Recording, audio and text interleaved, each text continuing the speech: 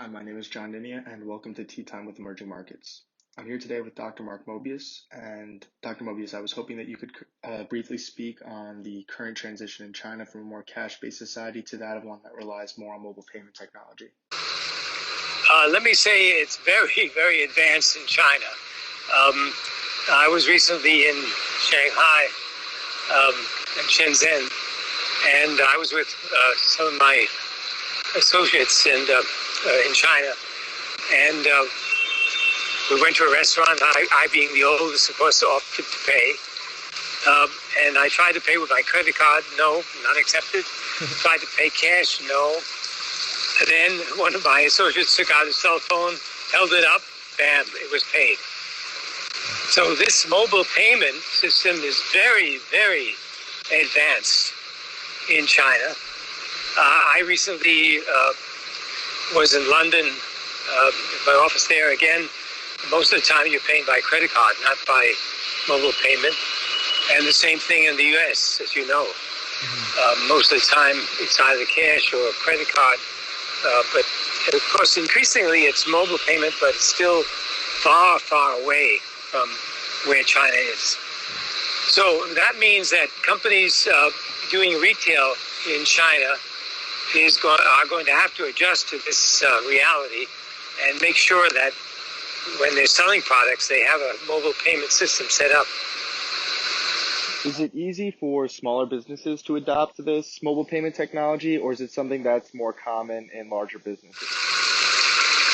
Actually, it's surprisingly easy for Chinese smaller companies to accept it. In fact, most of the time when I was in China, mobile payments was more common among the smaller companies. And I think the reason for that is that the cost. Credit card payments, as you know, require a fee, which can, for a small business, working on very small, narrow margins, maybe a 1, 2, or 3, even 3% fee charged by the credit card company is something that they can't accept. Whereas with mobile payment, it's very, very, substantially less. So I would say smaller companies probably find it more acceptable and are more willing to adapt to that.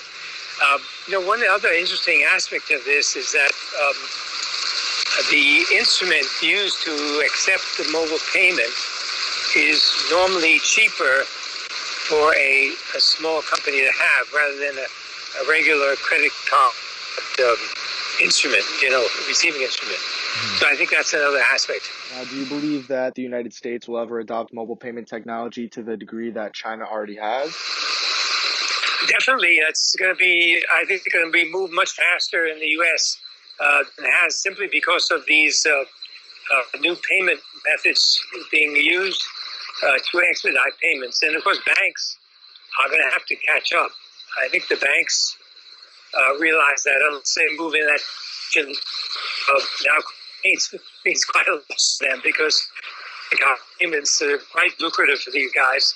But I think they're going to have to find other sources of income and have to make payment transfers and payments generally much cheaper, which means mobile payments. Keeping in mind the many factors that influence the method of payment that the average consumer chooses, do you believe that mobile payment technology adds a sense of security, or does it actually increase the consumer's risk?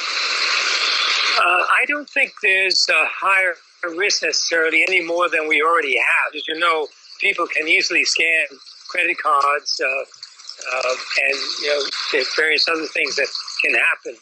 So mobile payments don't necessarily have a higher risk. In my case, for example, I have a system with I have a Singapore credit card, which also enables mobile payments from my mobile phone. And whenever I make a payment, they notify me of a payment being made. So there's certain systems like that which will enable people to have more security around such payments. So I don't think mobile payments are necessarily less secure. In fact, in some ways, it may be even more secure, because with a card, if it's lost, and someone gets a hold of it, they can often, charge your account. Mm-hmm. Do you believe that the U.S. economy has fallen behind in terms of innovation when compared to China's due to the slower adoption of mobile payment technology? Yeah, I would say the U.S. has fallen behind China in that regard. And I think the reason for that, of course, is concern about privacy in the U.S. Yeah. In China, because the government is so all pervasive, there's less concern about privacy. In fact, I remember Chinese telling me, "Hey, I don't care about privacy because the government knows everything anyway." So I think there's less of a concern about privacy. I think also you must remember they're coming from really totalitarian communist state where everything was controlled by the state.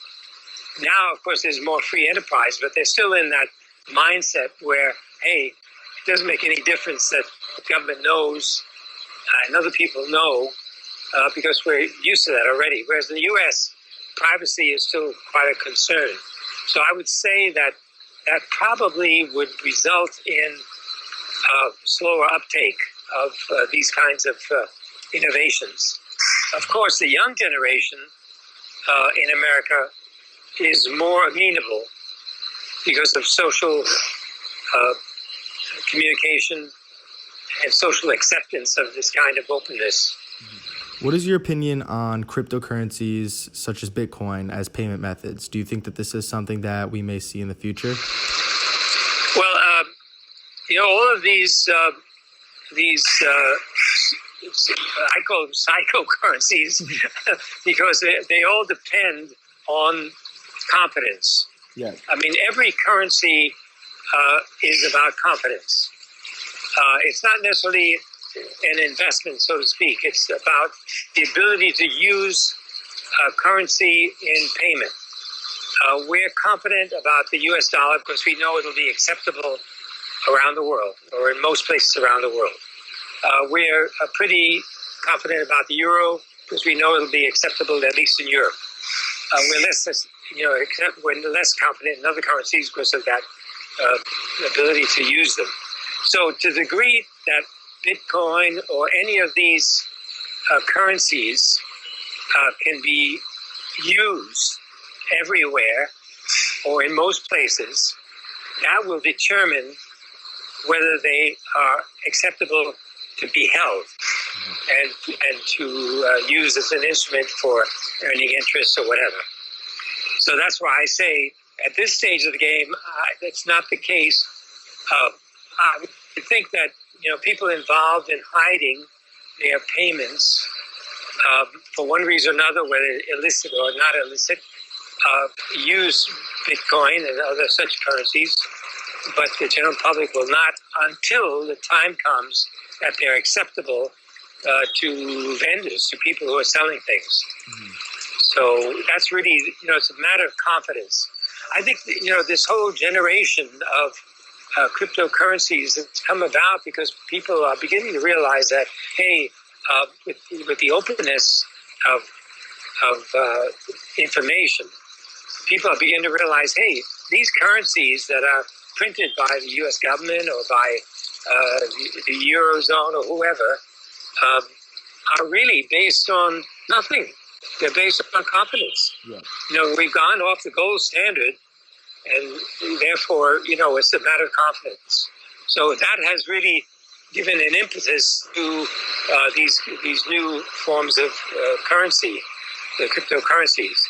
I personally think, by the way, that one of the reasons why gold is getting more and more up in value, in dollar terms at least, is because people are beginning to think, well, gee, if I'm going to go into cryptocurrencies and there's really no solid backing one way or the other, maybe I should get some gold as well, just to make sure that there is something there, physical, that I can hold, which is not dependent upon,